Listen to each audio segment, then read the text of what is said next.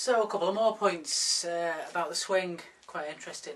So you need to put more power into a swing. It just takes much more energy to put the swing in.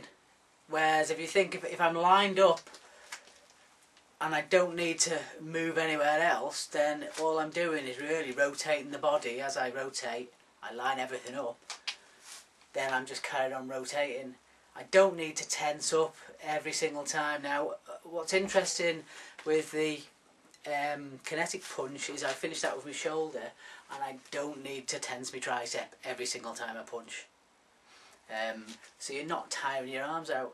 If your arms get kicked and they get knackered, you can still punch just as hard because you're using your body and your arm position, not your tricep, to finish the punch. So it's much more efficient. Now when we think about aiming, this is quite interesting. There's a big difference in the ability to aim with a driving punch than there is with a swinging punch. And that's because I don't have to put on the swing on the end, basically. The easiest way to explain it would be if I reached out, if I'm doing a kinetic punch, then I'm coming out on a smooth curve, and basically it's like I'm just reaching out and touching. So I just have to look at roughly where the distance is and then rotate the body and line that up.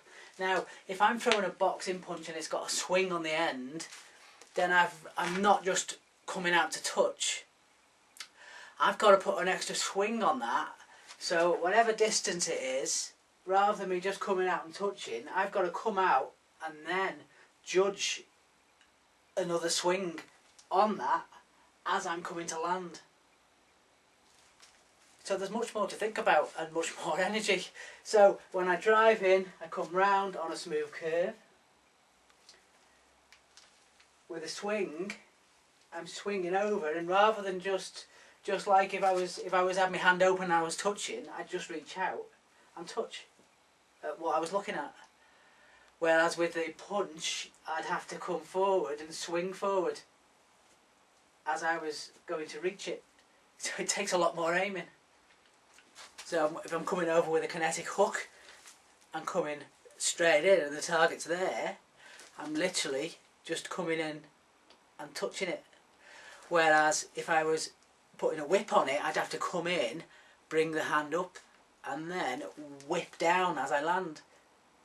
So there's a lot more motion included, there's a lot more to think about by using the whip.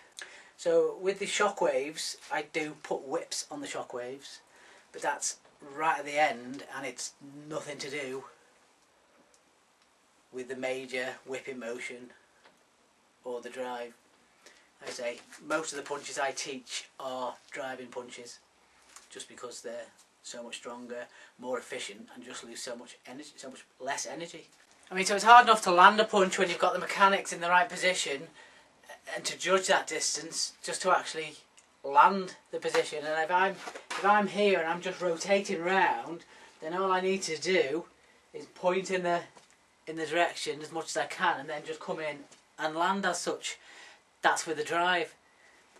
If I'm whipping or swinging the shot in, then I have to put an extra whip on the end. So it's almost like, instead of me just reaching out and touching it, what I've got to do is I've got to put a whip on the end of that.